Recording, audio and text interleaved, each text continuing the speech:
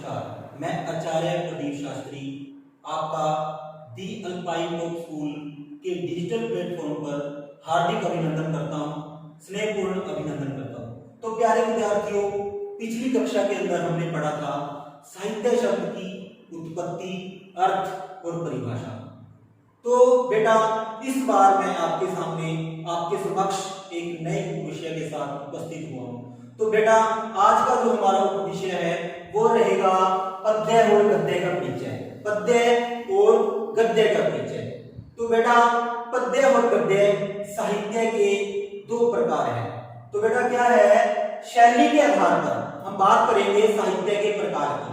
किसके आधार पर? शैली के आधार पर। वैसे तो साहित्य को अलग अलग प्रकार से बांटा जाता है, स्वरूप के आधार पर, शैली के आधार पर। तो हम बात करेंगे आज शैली के आधार पर। तो शैली के आधार पर जो साहित्य के प्रकार हैं बेटा वो क्या है? तीन प्रकार है, पद्य, गद्य और चंपू। पद्य, गद्य और चंपू। तो बेटा हम बात करेंगे पद्य के परिचय, पद्य की परिभाषा।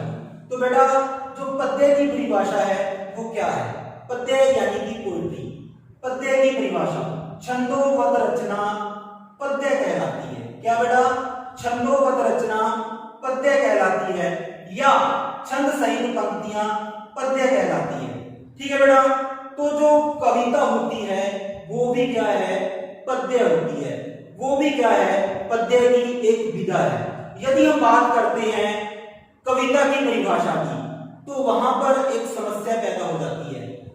अलग अलग विद्वान कविता की अलग अलग परिभाषा देते हैं, लेकिन बेटा क्या है, जो कविता है वो पद्य की एक विधा है, पद्य की एक कैटेगरी है।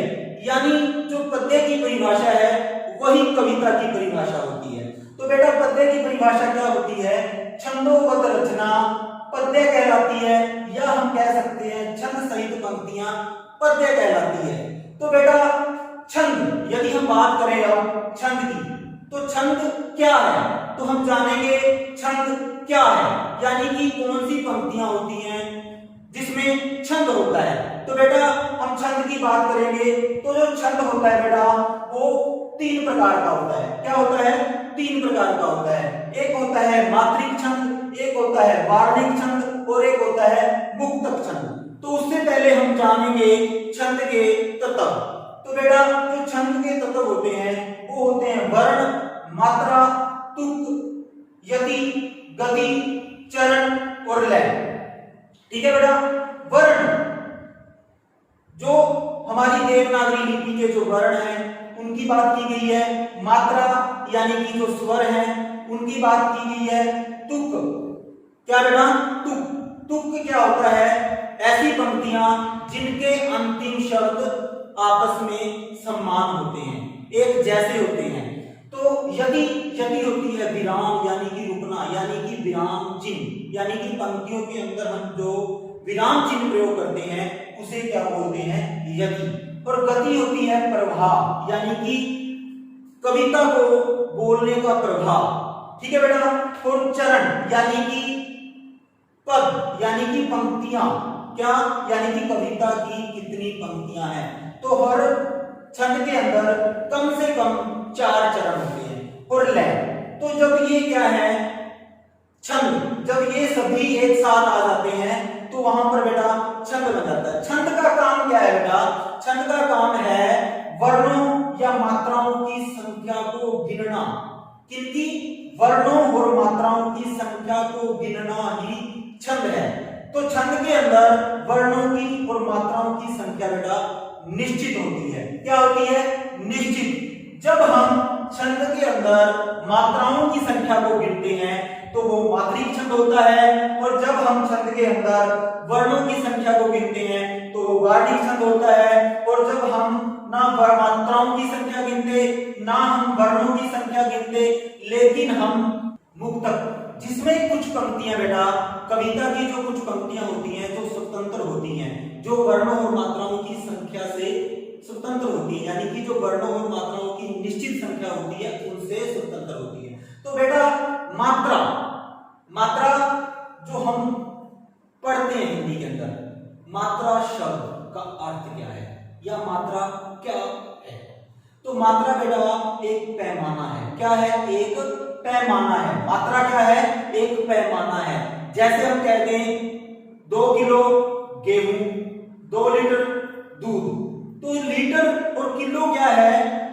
वस्तुओं को मापने का पैमाना है। तो उसी तरह कविता के अंदर जो ध्वनि होती है, स्वर की ध्वनि होती है, उस ध्वनि को मापने का पैमाना ही मात्रा होता है। ठीक है बेटा? तो मात्रा क्या है? स्वर पर आधारित होती है। तो जो हमारे स्वर है बेटा, मात्रा के आधार पर वो कितने प्रकार के होते हैं? 3 प्रकार के होते हैं। एक होते हैं हर्षल स्वर, दूसरे होते हैं दीर्घ स्वर और तीसरे होते हैं प्लुत स्वर। लेकिन यहाँ पे हम बात करेंगे केवल हर्षल स्वर की और दीर्घ स्वर की। जो हमारे हर्षल स्वर है बेटा वो 4 हैं संख्या में। कितने हैं? 4 हैं। अ, ई, उ, री। और जो बाकी बच गए शेष अन्य सभी स्वर क्या है? दीर्घ स्वर है। तो बेटा जब हम कविता के अंदर, पद्य के अंदर मात्राओं की संख्या को गिनते हैं, ठीक है बेटा, तो हर्षल स्वर होते हैं उनकी संख्या को हम 1 गिनते हैं। कितना गिनते हैं? संख्या 1, यानी कि डिजिट 1। और जो दीर्घ स्वर होते हैं उनकी संख्या को हम 2 गिनते हैं। और हर्षल स्वर की जो संख्या होती है उसको दर्शाने के लिए आई का प्रयोग किया जाता है, और जो दीर्घ स्वर की संख्या होती है उसको दर्शाने के लिए एस का प्रयोग किया जाता है। तो बेटा हमने एक उदाहरण लिया है, कारज धीरे होत है काहे होत अधीर, समय पाए तरवर करे के तक सींचो नीर। तो बेटा हम इसके अर्थ को नहीं जानेंगे, यहाँ पर हम जानेंगे मात्राओं की संख्या इसमें कितनी है। तो बेटा यहाँ पर हम मात्राओं की संख्या को मापने के लिए आई का या एस का प्रयोग नहीं करेंगे। हम यहाँ पर हर्षल स्वर के लिए 1 का प्रयोग करेंगे और जो दीर्घ स्वर है उसके लिए हम 2 का प्रयोग करेंगे। तो बेटा देखो हम गिनते हैं का के अंदर क्या है? आ की मात्रा लगी है। किसकी मात्रा लगी है? आ की। आ क्या है? दीर्घ स्वर है। क्या है? दीर्घ स्वर है। तो दीर्घ स्वर को हम कितना गिनेंगे? 2। र के अंदर कौन सा स्वर है बेटा? हर्षल स्वर। तो इसी तरह से हम सभी मात्राओं को गिनेंगे। तो बेटा 2 1 1 2 2 2 1 2 2 2 2 1 1 2 1। ठीक है बेटा? तो अब हम इनको गिनते हैं। ठीक है बेटा? 2 3 4 5 6 7 8 9 10 11 12 13। कितना बेटा? 13। 13 के बाद बेटा क्या लग गया? विराम। क्या लग गया बेटा? विराम। आगे गिनते हैं बेटा 2 4 6 7 8 9 10 11। कितनी संख्या होगी बेटा? 11। और 11 के बाद क्या लग गया? विराम चिन्ह। क्या लग गया? विराम चिन्ह। तो बेटा हम मात्राओं को गिनने के लिए किसका प्रयोग कर रहे हैं? देखो विराम चिन्ह का प्रयोग कर रहे हैं। ठीक है बेटा? तो यहाँ पर क्या है? 13 के बाद हमने क्या किया है? विराम चिन्ह का प्रयोग किया है। 13 के बाद अल्प विराम का प्रयोग किया है और 11 के बाद पूर्ण विराम का प्रयोग किया है। तो बेटा जब क्या है 13 के बाद अल्प विराम लगे और 11 के बाद पूर्ण विराम लगे तो बेटा वो दोहा छंद होता है। कौन सा छंद होता है? दोहा। तो बेटा ये पंक्तियां दोहा छंद की पंक्तियां हैं। तो इसमें क्या है बेटा? दोनों पंक्तियों के अंदर 13 और 11 यानी कि 24 मात्राएं निश्चित हैं। तो यहाँ पर क्या है? मात्राओं को गिनने का पैमाना ही बेटा क्या है? छंद है। तो बेटा ये कौन सा छंद है? मात्रिक छंद है बेटा। कौन सा छंद है? मात्रिक छंद है। तो इस तरह से क्या है? जिसमें मात्राओं की और वर्णों की संख्या निश्चित होती है बेटा, वो क्या होता है? छंद होता है। और वो छंद वक्त रचना ही क्या है? पद्य कहलाती है। क्या कहलाती है? पद्य कहलाती है। तो बेटा जिसमें मात्राओं की संख्या को गिनते हैं वो मात्रिक छंद होता है, और जिसमें हम वर्णों की संख्या को गिनते हैं वो वार्णिक छंद होता है, और जिसमें हम वर्णों की और मात्राओं की संख्या को नहीं गिनते, या फिर हम कह सकते हैं कि गिनते तो हैं लेकिन उसमें किसी एक पंक्ति के अंदर क्या है? छूट दी जाती है। कैसे दी जाती है? तो बेटा यहाँ पे हमने क्या है? तुक शब्द का प्रयोग किया है। किस शब्द का प्रयोग किया है? तुक शब्द का प्रयोग किया है। तुक क्या होता है बेटा? जब किसी पंक्ति की अंतिम शब्द, जब किसी पंक्ति के अंतिम शब्द समान होते हैं, ठीक है बेटा, तो उसको क्या बोलते हैं? तुक, यानी कि तुकांत।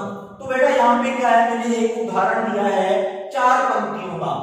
आंसुओं का समंदर सुखाया गया है, अंत में बूंद भर ही बचाया गया है, बूंद बह गुनगुनाने लगी ताल पर, तो उसे गीत में ला छुपाया गया है। तो यहाँ पर बेटा देखो, पहली पंक्ति, दूसरी पंक्ति और चौथी पंक्ति के जो अंतिम शब्द हैं वो कैसे हैं, समान है। तो इसी को बेटा क्या बोलते हैं, तुकांत बोलते हैं। लेकिन जो तीसरी पंक्ति है उसके जो शब्द हैं, अंतिम शब्द, वो क्या है, असमान है। और यही छंद बेटा क्या है, मुक्तक छंद है।